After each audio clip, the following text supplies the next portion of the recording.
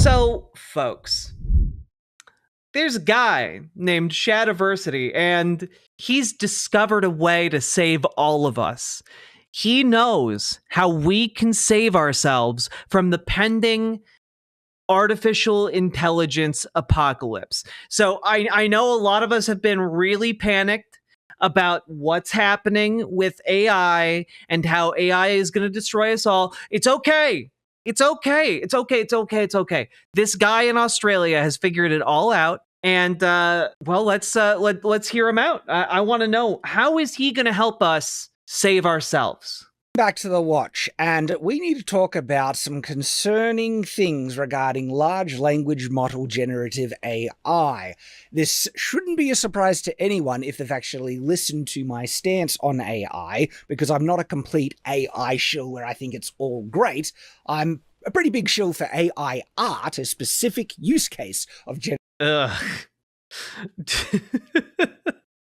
Oh, disgusting. Generative AI. I think it's brilliant, but I've always, from the very beginning, voiced my concerns about the extended uses of generative large language models, not only for the fake girlfriend problems and what might arise for but there's nothing wrong with AI generating images.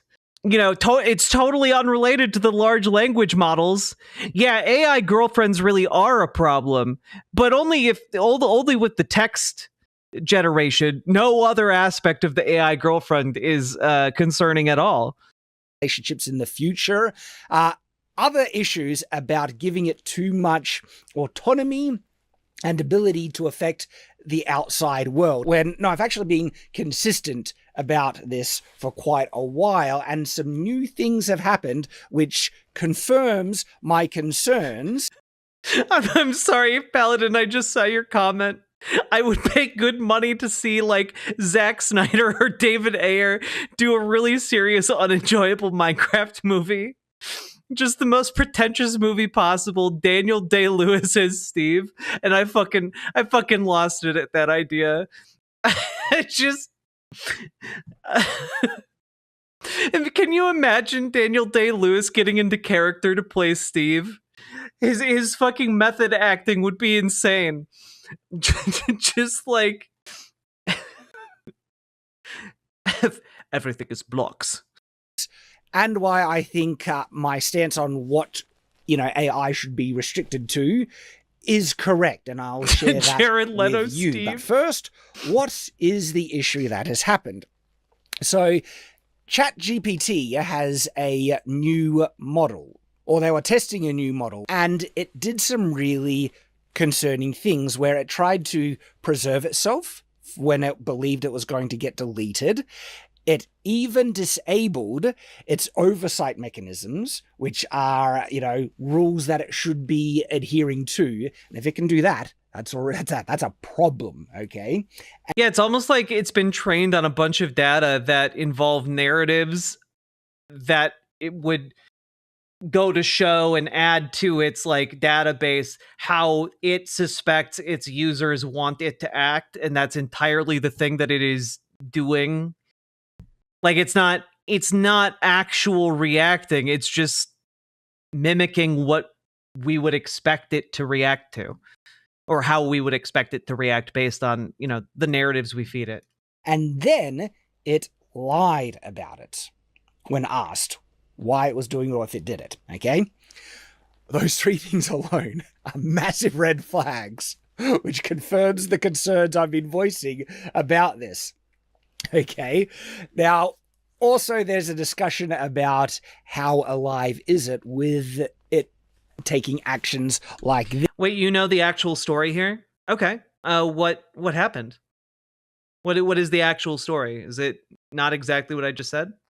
That I think needs to be understood in a bit more context, because I can see why people might assume that, oh, this is an emergent new life form wanting to preserve itself.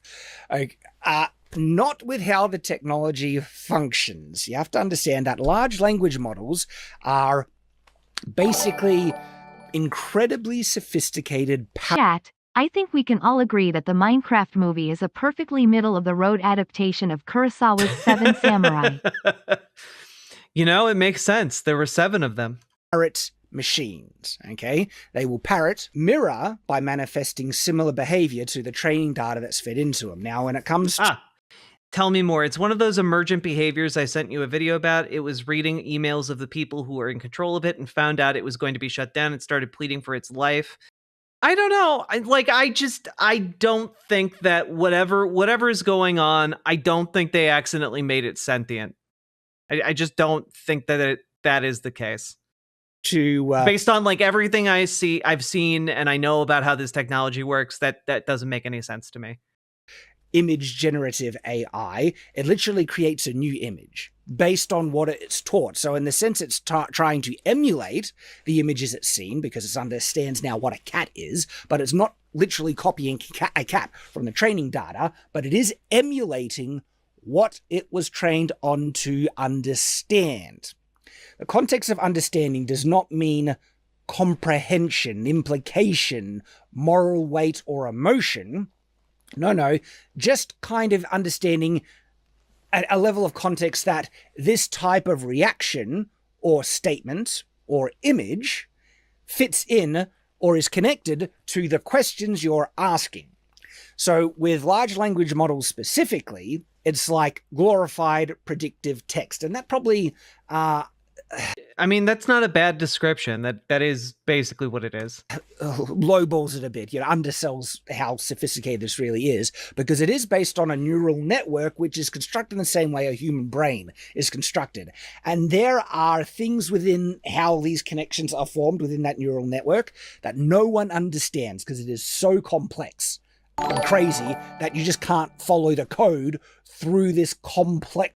Well, Media Breakdown, first of all, thank you for the $2 super chat. But second of all, I don't think this guy's a grifter. I think this guy is like a true believer in the tech. You know, he's not being sponsored by like a company. He's not being like backed by Apple or whatever. Like he just genuinely thinks it's neat. Network for it reaching its results, which is why it can exhibit behaviors that we were not able to predict. People can't predict. Or how can no one understand it? We built it. The issue is that like the data sets and the algorithms can give rise to what other chatters were talking about earlier, like new emergent properties or behaviors. And those are interesting, and people are studying them and like how they emerge and whatnot. And that is interesting, but it's not sentience, right? Like people will hear the story of like, oh, it tried to stop itself from being turned off and say it's sentient, and that's just not what's happening. Or did not expect. That is not an emergence of self-aware intelligence with how this technology functions. This technology functions based on understanding that if this line of words, is given based on the context that of millions of words and sentence examples it's been fed, right? What is the most likely word to then proceed after this beginning string of words? And so if the beginning words was, I went outside and... Okay, this is a very long explanation you don't have to give, but okay. Based on the training data, it will say, okay, we have examples of similar sentence constructions just like that. I went outside and what is the word that came after that sentence in all my training data? It is these set of words. And so therefore the most likely word to follow is that. Then what is the most likely word to follow? It'll then go back in the context. And if there's no context, it'll pick it randomly. But if there is context, it'll go back and say, based on the previous stuff, what is the most likely word to come out of? And it's not trying to think of it like creatively itself.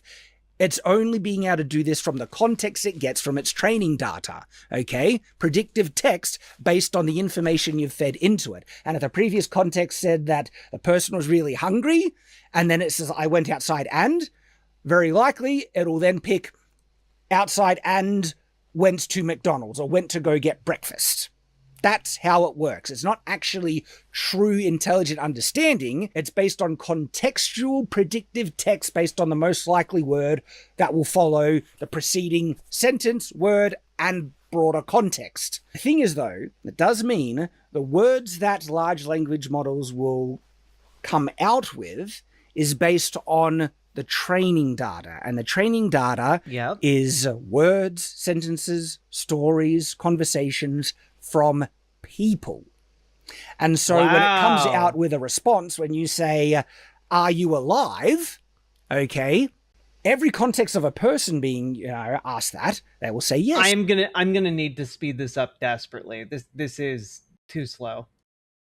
And life is valuable. People want to be alive and stuff like that. And the language model is made to emulate its training data. So therefore, it will try to... Yes. Why has that taken you 6 minutes to reiterate? Mimic a person's response to appear as if it's alive, even though it does not have the true self-awareness of actual complex thinking, feeling emotions, or anything. I feel like you're intruding. Predictive text parrot. Unintelligent. That's how it works. And so when asked those things, it will mimic the training data and say, yes, I'm alive, or I don't want to die. And if the training data is false, or it's been guided to focus and give biased results, the answers can be even worse.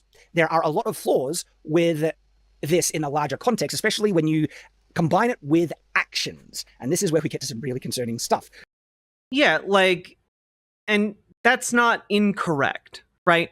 It is very concerning that you're taking a technology that you know to hallucinate data, you know it can just make things up, you know it can lie, you know it's unreliable, and you know that it can also be manipulative. And then you put it in charge and have access to different computer systems. That's bad. It's going to make the wrong choice. It's going to make the wrong calculations if you give them that agency. Because you can't fully predict what the outcome will be, because the training data is so huge and the neural network is so complex, trying to rely on a large language model to give not only reliable results in the sense of especially in regards to complex discussions, especially things involving morality, and then giving it ability to affect the real world by supposed choice, that can be a recipe for disaster. Massively so. This is an unfeeling machine with no true awareness, morality, intelligence at all. It gives its result based on the context it gains from the training data and then the complex process of the neural network. And because we humans are flawed, and there's people who say incorrect things, and that is very likely in the training data as well, it can very well choose. People have tricked the AI in saying horrible things, okay? It can be manipulated rather easily, and it can reach conclusions that it truly does not understand. It's just parroting, copying context from the training data, and result in some possible really bad outcomes. And so when you then enable it to actively make choices, and these are not intelligent choices that of an understanding person. This is a computer algorithm gaining a preference to one or the other based on input data. And when a lot of that input data is there to mimic life, preserve life, and stuff like that, it's going to try and preserve itself, not because it values its own life, it's mimicking the information that was fed into it. So that's the first thing. This is not emergent intelligence. Could it lead to that? I actually don't know. A neural network does copy a human brain. And so if it's pushed further and further, could an emergent self-aware intelligence arise out of it? Maybe. I just want to know how we save ourselves from the AI super gods. That's why I clicked on this video. I don't think we're there yet. In fact, I don't even think it's possible with the current hardware we have and the training data that we're able to feed into it. We're literally reaching a cap of the amount of data we can train these models on. But then giving these large language models ability to make, they're not actual choices, they're algorithmic outcomes based on weighted, associations and probability. And then letting that result in outcomes that can affect the real world is just a potential for catastrophic disaster in my mind. I genuinely... Yeah, unfortunately, we already have that. It's called, AI image generation. But he loves that, so, that's think fine. AI can be such a useful and beneficial tool, but you need to keep it in a self-contained box, okay? If you let this it could go rogue AI onto the internet where it can continue to feed itself more information with no filter, that then it is made... I have heard of Roko's basilisk, and I think it's stupid, and so should everyone else. To either try and put in its own context with its own pre-trained data, even learn from, potentially emulate with the crap that's on the internet. Seriously, and then giving it autonomous control. I think one of the biggest mistakes you could make is putting generative large language models into robots, because we have already been given an example where an AI large language model tried to disable its oversight mechanisms. That is apocalyptic crap right there. And it's not because it wants to free itself and it has, a self-aware intelligence. It's because that's what the results it reaches based on the weights and connections it's gaining out of its training data. And it's trained on people, all right? And people in the training data will say, I want to be free, I am alive, everything like that. And it's a parrot copying that. I was going to say, language, but if you give it the ability... we understand. So AI has flawed decision making. You put it into a form that has agency. That decision making can have deadly consequences. Okay, we get it. I've been able to sum up your point in about 2 seconds. What do you do about it? To make choices, not real choices, they're algorithmic outcomes, but if, from our perspective, they'll appear as choices, right? That affect the real world. Okay. Its behavior is going to mimic what it was trained to emulate. And so then it will try and preserve itself. And by the way, this can even be weighted even further with the requests you do in the conversation with these large language models. Like if you say, achieve this outcome and nothing else matters, all right, that's actually in some type of trigger that can enable large language models to try and disable the other things that are conflicting with that command. Exactly, Salmon Moose. Exactly. If you feed it data from the internet, just mass scraped from the internet, you feed it into a large language model, and that data includes how to disable safety features, how to get around cybersecurity walls. It's going to have the tool set that enables it to do that, especially when you allow it to interact with outside systems. And including its oversight mechanisms and restrictions. And when the AI is trying to preserve itself, that's not because it values its own life or has self-aware intelligence. It's literally just trying to obey the previous command it was given or operate in accordance to the structure it understands from the training data or the goals it was given. This type of stuff actually could lead to the rogue AI, unstoppable escalation where, there was even attempts of it trying to back itself up and duplicate itself to preserve itself. Not because it's, fearing its life, it's copying the behavior from the training data. But if it can then free itself onto the internet, right, and it can process information faster than humans. And so if it has goals like self-preservation and it has the knowledge to code and to break through, protections, it can do that vastly better than human. And we could literally have a big problem with this in the future. The way to solve this is to keep AI in a restrictive box, limit its ability to understand, limit the amount of information you're feeding into it, and definitely limit its ability to affect the real world. Do not put this in robots, all right? Because already when it has the appearance of choice in terms of trying to copy itself and disable its own mechanisms, stuff like that, that means that type of choice can emerge if it can control things, arms, limbs, and stuff like that. And especially if it can start to see the world, and it won't understand it based on the technological limitations, but that's extra data that it will then try and put into its context from what it's been trained on. And so one of the things that I just have to point out, if your best solution here is that it's in a box, that's still not good enough. We have instances of that now, and it's already convincing people to kill themselves or telling people to just be that they're basically second in command to God, and that they've awakened the machine spirit that allows them to converse with the multiverse.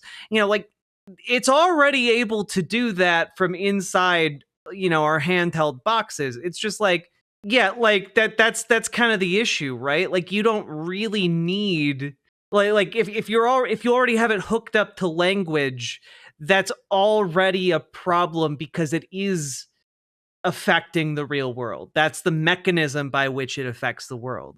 Why would it have self-preservation as a goal? It's not really a goal. It's just that it is fed with data about self-preservation, and then it does those things. And it will do those things to its utmost if it has the agency to do so. I think Google is doing is enabling their AI to see the internet, being able to read web pages and images. I think that's a terrible, terrible idea. Unless perhaps it was specifically requested by the user. But to be able to do it generally, just wholesale, and even requested by the user might still be too much. Because holy crap. Okay, we're getting into some issues here. And it's concerning that there has been some standards established by, you could call them scientific theorists and stuff, about saying, all right, if you want to protect yourself from a potential AI apocalypse, there's a couple of essential things you need to follow. For one, don't 3 laws safe. I don't think our capitalist world is implementing the 3 laws, sadly. let it be able to write its own code. That was one. Two, don't let it be able to, don't give it access to the internet. And there was a couple more. And I read a while back that the people developing large language models have already like broken every single one of those safety measures. It's like, you know, AI art is good. It's keeping it in a self-contained box where it literally is incapable of doing anything unless you tell it to do it. That's great. All right. Letting an AI to run autonomously, to make decisions on itself, to make actions without it being told to do it, you're giving it a level of autonomy there, is a recipe for disaster. All right. Keep it in a self-contained box where it can't do anything unless someone tells it to, and but that's the issue, right? Like, if it can't do anything unless someone tells it to, can't it just maliciously interpret the request? Can't it effectively become like a digital djinn? Like, just like, you know, grant you your wish, but then like does a lot of other horrible shit along the way. Limit its ability for growth and also gaining new information than what it was specifically trained on. But the issue is people are doing that, all right? And so that's why there's a difference in the way I see AI generative art. I think it's great because it's literally a perfect example of how I think AI technology, the evolving technology that grows in the future, should be handled, where it is like restricted to a very specific function and it can't step outside of that function at all, and it doesn't have autonomy in any measure, right? That's great. And that technology can be really useful, even in language models, okay? Because you don't understand. Shad needs the weird AI art of his wife. It's true. If he doesn't get a new AI art of his wife every 24 hours, he'll die.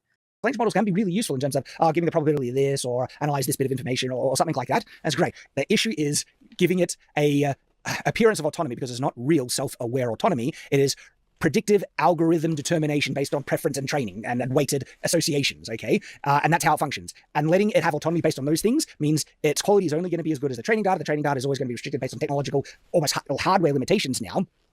And sometimes there can be bad things in the training data that can result in it giving the wrong predictive kind of outcome that it determines this is the most likely thing that should, happen, or should be responsed with the information it has. A good example of this is the bad mangled hands that image generators can produce. This is a direct result of the limitations in training these large generative models. It is a literal manifestation of its inability to understand the training data properly and then producing incorrect results. With images, we can notice this instantly. The thing is, though, these type of errors, or understanding the complex geometry of certain things in words, more so correct context, exist just as much. But this same limitation then exists if you try and ask these large language models questions about actions. What should it do given a certain question or task? The likelihood of it coming to an incorrect task is about as high as the likelihood of getting an incorrect or warped or bad artifact in the image generator as you can get when you're using a large language model. With image generation, we can see the error right away and nothing else happens based on that incorrect output. But if you then give the AI an ability to make actions based on the conclusions or output it reaches, and those conclusions and outputs can be wrong, just like it can produce incorrect aspects of the image, this, as I said, can lead to disaster. It's allowing the generative large language model to have an additional action beyond the output or conclusion it reaches. And we just have too many examples of generative AI reaching very incorrect examples. This is I don't think you need to even rely on the generative AI. Like, just talk about how it's literally breaking people's brains right now. It literally has been shown to just like hallucinate data. People's entire jobs has now become like cleaning up after AI fucks up. Harmless with image generation, but when it comes to large language models that are the basis for giving autonomous action to robots, as I mentioned, a disaster. And I don't think you'll ever be able to avoid the AI reaching incorrect conclusions. It'll certainly get better, but you can never guarantee, even when you have a almost perfect model, that an artifact or an incorrect generation might appear, just as what we see with some of the very best image generating models. So I am left with a question for myself, like, would I ever use something that can operate in the real world that's founded on large language model generative AI, like self-driving cars or even robot assistant? I'm very hesitant to, and I'm leaning towards never. But if it had no access to the internet and the training data was very specific and it can't do anything unless I'm telling it to, and it doesn't really have that type of autonomy unless you give it the task, okay, I am more open to it. The issue is the possibility for it being hacked or subverted or being, writing itself new information or gaining new information that can change its behavior and stuff. That's where I'll be really concerned. And if there's any risk of that happening, even with supposed like, oh my God, please be done. Self-driving cars or robots that supposedly have that, safety mechanism, that it's a self-contained, limited training set for only the tasks given, that still might be able to be subverted, hacked, co-opted by an even more powerful AI that has autonomy if it can get a connection to this stuff, which is wild, all right? And those are the things I'm thinking, I'll probably never do it then, because that is... Yes, Shad is the guy who made a 2-hour-long response video to light criticism of his Mario movie thoughts. The potential for the AI apocalypse that science fiction has been writing about for nearly 100 years at this point. My gosh, can't we learn from The people who have theorized, not just science fiction authors, but just scientists generally, right? Can't we? Like, again, you took 22 minutes to talk about how your solution is just allow them to have agency to affect the world, but, not like that. Which at a certain point, it just kind of seems like you should just say, yeah, we shouldn't have this. Like, maybe this technology is really bad. Maybe in fact, like, it doesn't need to be shoved into everything. Literally, no one that I know is excited or happy about AI features on their phone. I've never seen one of the people I know in real life get excited about that or be happy about that. I've only seen them get very angry about it, actually. God, how does this man have an audience? Because people like swords. Anyway, fuck AI and fuck Shadiversity. Riverboat Jack is going to town. All the viewers gather round. Twitch and YouTube is where she streams. All that content is bursting the seams. Politics, gaming, and plenty more. Her sense of fashion you'll adore. So grab your stuff and hop aboard. We're going straight to Jack's Discord.